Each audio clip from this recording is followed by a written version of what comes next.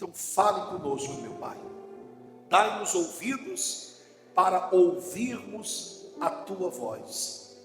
Que a Tua palavra nos oriente, nos ensine, que a Tua palavra nos levante. Em nome de Jesus. E quem crê, diga amém e graças a Deus. Amém. Amém? Abra sua Bíblia, por favor, no livro de Romanos, no capítulo 11, no versículo 22. Romanos, capítulo 11, no versículo 22. Nós estamos, por esses dias, essas semanas, falando sobre o poder do arrependimento. Não há salvação sem arrependimento. Diz assim: considera, pois, a bondade e o quê? E a severidade de Deus. Para com os que caíram, severidade, mas para contigo, benignidade. Se permaneceres na sua benignidade. De outra maneira, também tu serás o quê? Cortado. Cuidado com essa ideia que algumas pessoas elas têm, uma ideia de que Deus é bonzinho, Deus é misericordioso e, por fim, Deus não vai ser severo com ninguém, vai ter misericórdia de todos e todos nós seremos salvos porque nós estamos no tempo da graça. Cuidado com isso, essa hipergraça, porque a graça, ela é um favor imerecido.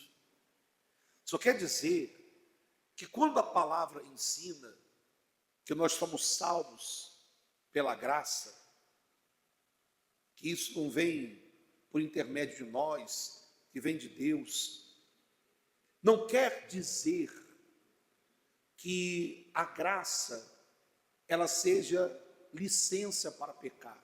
Não, ela é um favor imerecido. Eu não mereço ser salvo. Seria mais ou menos assim para você ter um entendimento. Imagine que de um lado eu coloque as minhas obras. Aqui tem uma balança.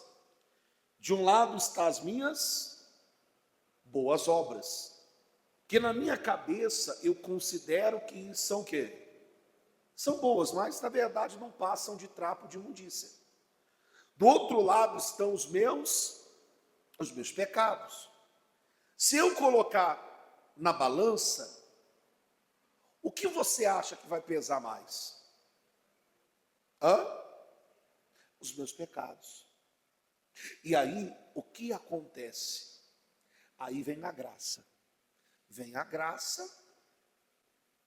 e a graça, ela então, ela vem para superar os meus pecados. Isso é graça. Essa é a graça de Deus. Mas não quer dizer que eu tenho liberdade para pecar. Não é isso. Licença para pecar. A graça, ela existe para que ninguém se glorie. Para que ninguém diga assim: eu fui salvo pelo meu próprio intermédio. Eu sou salvo, fui salvo porque eu mereci. Não.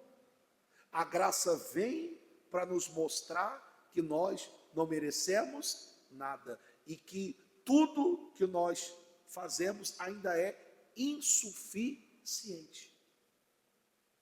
A graça vem para nos mostrar que o sacrifício de Jesus na cruz foi suficiente para nos salvar e que não precisa outra coisa.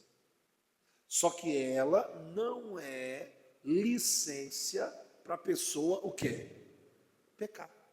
Aí eu peco porque eu estou na graça. Aí eu faço isso porque eu estou na graça. Muitas pessoas estão vivendo esse engano religioso. Só que olha como é que ele fala aqui. Ele diz assim, ó, considera o quê? Considera a bondade, mas considera também a severidade. Porque Deus é bom, mas Ele também é justo. E Ele vai agir com justiça.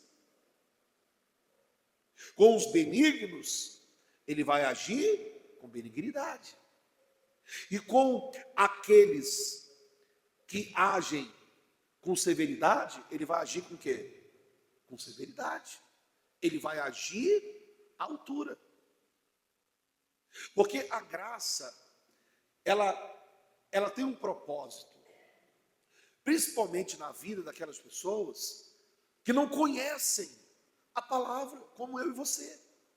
Um dia a graça chegou para nós. O que é a graça? A graça é a verdade do Evangelho. Você não conhecia, você não sabia o que era certo, o que era o quê? Errado, não sabia discernir, porque não havia discernimento espiritual em você, e portanto você pecava.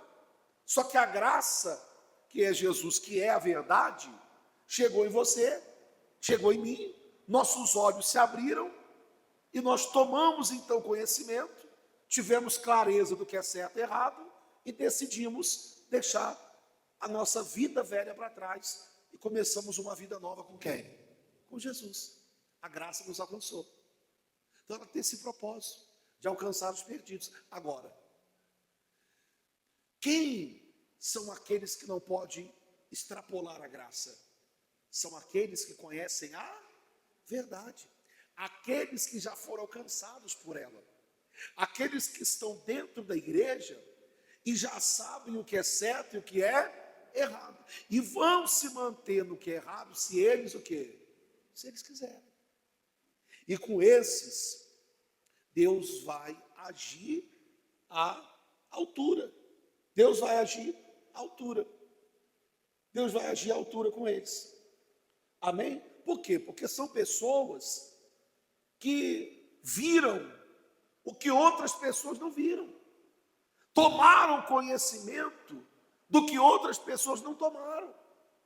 Quer dizer, existem pessoas que o que elas viram na vida delas, eu digo de milagres, porque existem pessoas que são verdadeiros milagres, e outras pessoas, quando olham para a vida delas, dizem isso: fulano, a sua vida é um milagre que Deus fez na tua vida.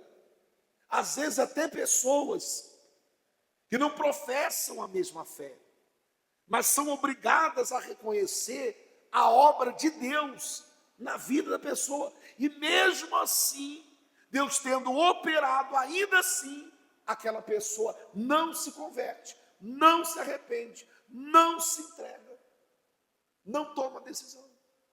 Quantas pessoas vêm enrolando para se entregar? Quantas pessoas estão protelando a entrega dela, o arrependimento dela?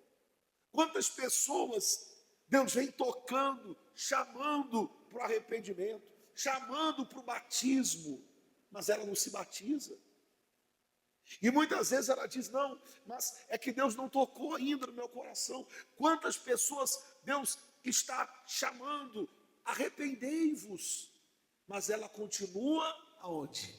No pecado. Mas Deus está chamando. Para essas pessoas, olha o que diz aqui, ó. Diz aqui assim, Mateus capítulo 11, versículo 21. Abra aí, por favor. Mateus capítulo 11, no versículo 21. Ele diz: ai de ti, Corazim, ai de ti, Betsaida, porque se em Tiro e em Sidom fossem feitos os prodígios que em vós se fizeram, há muito que se teriam arrependido com saco e com quê? Com cinza.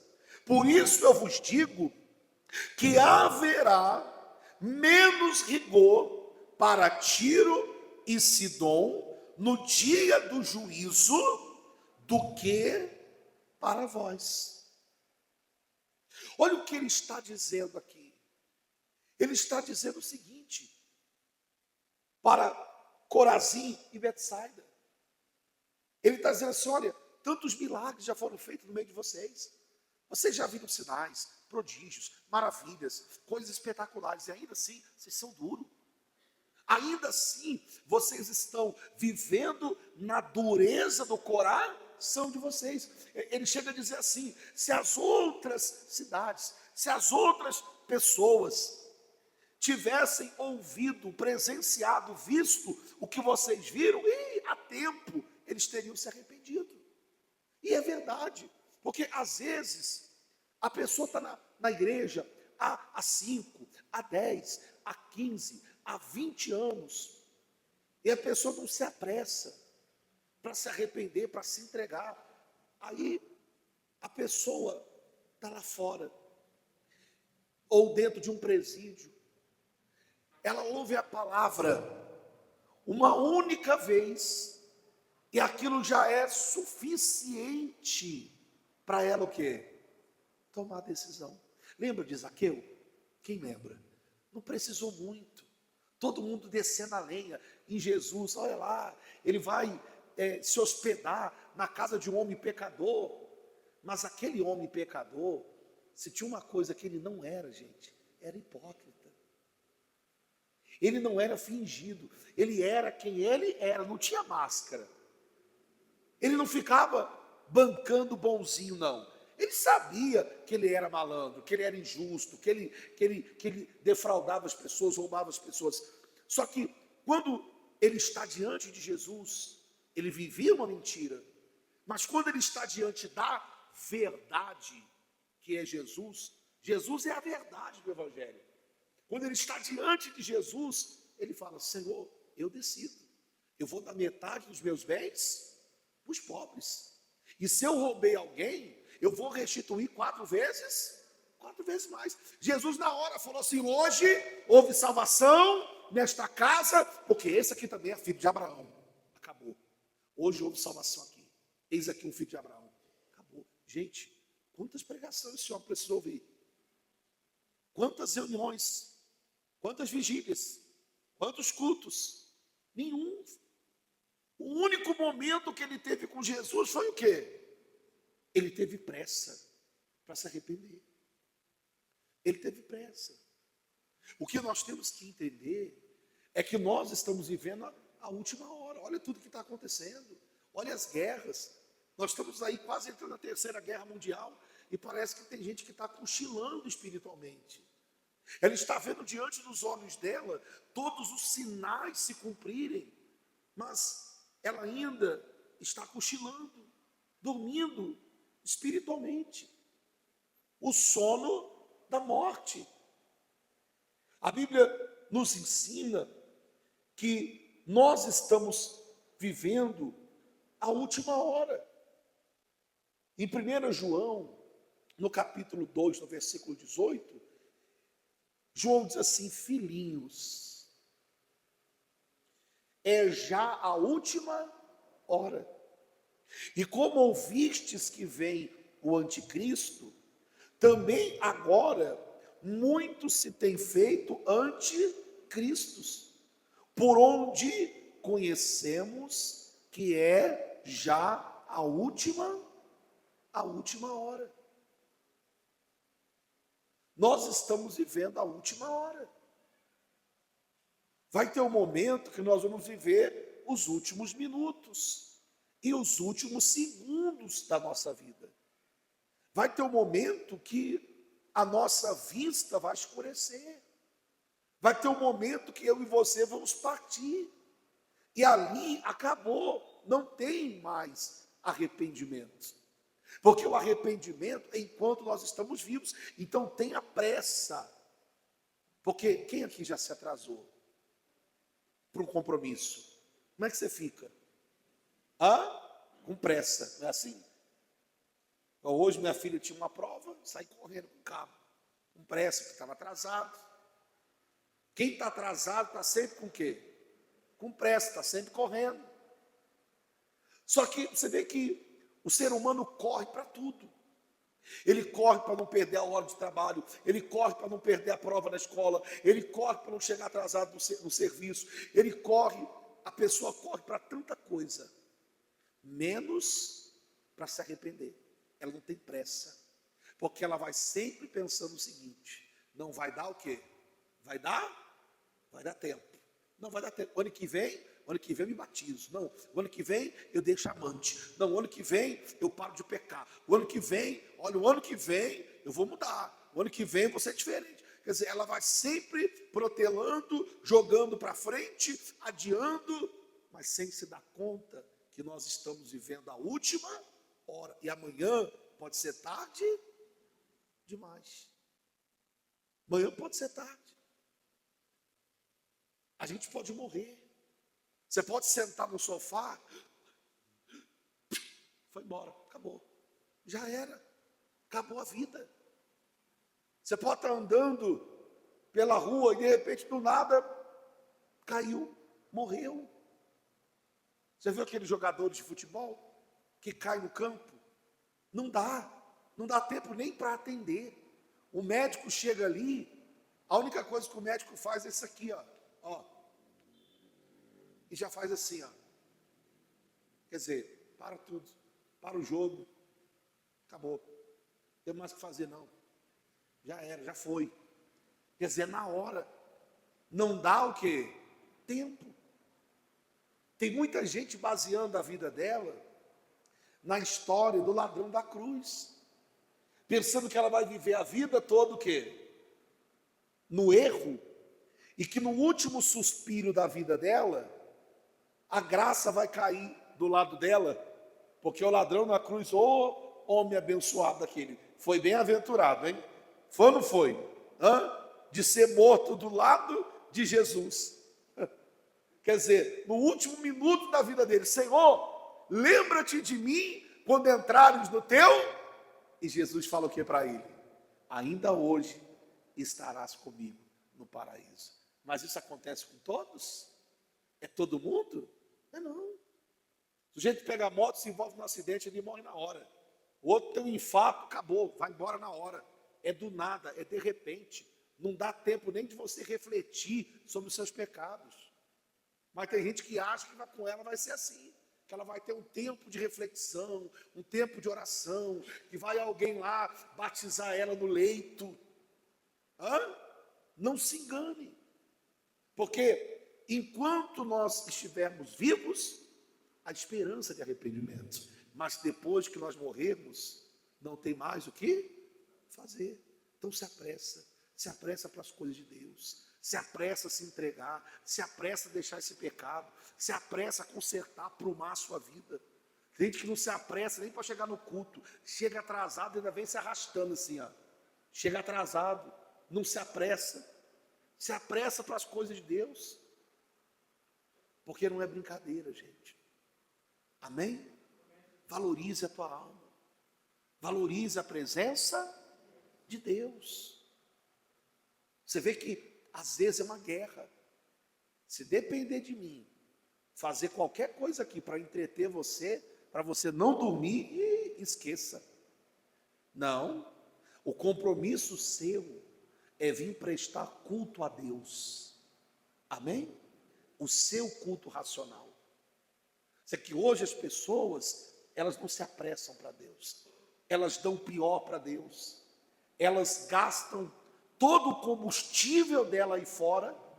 Aí quando elas chegam na casa de Deus, na presença de Deus, como é que elas estão? Mortas, cansadas, desanimadas. Aí o pastor tem que ser um malabarista no altar para a pessoa não cochilar, tem que ficar contando historinha para a pessoa rir, tem que ficar entretendo ela. Quando não, o culto vira um show para manter a pessoa acesa. Por quê? Porque ela está sem combustível nenhum, está cansada. está cansada. Poxa, eu me lembro das vigílias, das madrugadas, que nós íamos das 10 da noite até às 6 da manhã, e quando acabava, a gente dizia, ah, que saudade, agora só sexta-feira que vem. Aí hoje a pessoa vem para a igreja, ela está tão cansada, ela já queimou todo o combustível dela, que ela chega aqui, ela não vê a hora do culto que acabar. Ah, o pastor fala muito. Ah, o pastor prega muito. Ah, eu estou cansado. Ah, eu estou... Mas é por causa disso. É igual domingo. Domingo, os mais antigos lembram disso? Se preparavam sábado, dormiam o quê? Cedo, deixava a roupa passada, arrumava lá a gravatinha de obreiro, deixava lá a Bíblia do lado, chegava aqui cedo. Mas hoje é muito entretenimento, é joguinhos, é Netflix, é isso, é aquilo. Aí vai dormir 3, 4 horas da manhã. Aí chega no outro dia de manhã, como é que a pessoa chega aqui na igreja? Capengando, cansada, irritada, estressada, cara feia, não dá um bom dia para ninguém, nem bom dia para o Espírito Santo ela dá. Ela fala, Espírito Santo, fala comigo que hoje eu estou irritado, que eu não dormi, hein? E fala logo, hein? Vê se usa esse pastor correndo hoje, que eu estou com pressa. Por quê?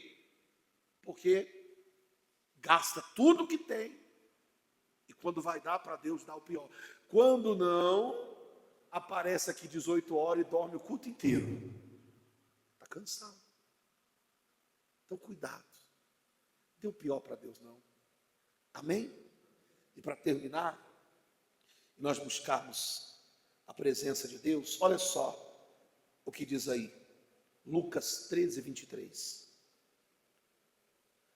E disse-lhe olha a pergunta que o sujeito fez a Jesus: Senhor, são poucos os que se salvam? E ele lhe respondeu: esforçai-vos para entrar pela porta, o quê? Pela porta larga? Pelo caminho espaçoso? Pela porta estreita. Porque eu vos digo que muitos procurarão entrar e não poderão. Quando o pai de família se levantar e cerrar a porta, e começardes de fora a bater a porta, dizendo: Senhor, Senhor, abre-nos, e respondendo ele vos disser: não sei de onde vós sois, então começareis a dizer: temos comido e bebido na tua presença, e tu tens ensinado nas nossas ruas. E ele vos responderá: digo-vos que não vos conheço, nem sei de onde vós sois. Apartai-vos de mim, vós todos os que praticais iniquidade. Quer dizer, muitos vão dizer: Senhor, não, eu estava lá todo dia, eu estava lá, todo dia eu estava lá, eu estava lá, nós temos comido e bebido na tua presença, eu estou na igreja ouvindo todo dia. E ele vai dizer: eu não conheço vocês, eu não sei. Ali haverá choro e ranger de dentes, quando virdes Abraão, Isaque e Jacó, e todos os profetas do reino de Deus, e vós lançados o quê? Fora. Quer dizer, verão Abraão, Isaque, Jacó, verão a salvação, mas não entrarão nela, porque haverá um abismo entre eles. E eis, olha só, e virão do oriente e do ocidente, do norte e do sul, e assentar-se-ão à mesa no reino de Deus. E eis que os derradeiros há que serão os primeiros, e os primeiros há que serão os derradeiros. Quer dizer, os últimos serão os primeiros, e os primeiros serão os últimos. Muitos virão do oriente e do ocidente e tomarão lugar à mesa com Abraão, Isaque e Jacó. Se sentar-se na mesa que o Senhor preparou.